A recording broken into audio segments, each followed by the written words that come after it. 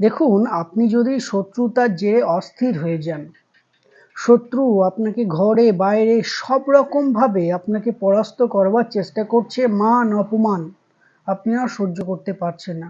শত্রু খুব শক্তিশালী, আপনি তার সাথে পেরে উঠছেন না। কিচ্ছু করতে হবে না, কিচ্ছু করার প্রয়োজন নেই। আমি যে টোটকাটা বলছি, এই ছোট্ট টোটকাটা আপনি করুন। কেওড়া গাছের শেকড় শনি বা মঙ্গলবার দিন আপনি ব্যবহার করুন। ছেলে হলে ডান হাতে, মেয়ে হলে বাঁ হাতে, উভয় কোমরে ধারণ করুন। দেখবেন ১ সপ্তাহের মধ্যে থেকে আপনি রেজাল্ট দেখতে পাবেন। শত্রু আপনার দেখলে মাথা নিচু করবে, আপনার সাথে শত্রুতা করে পেরে উঠবে না।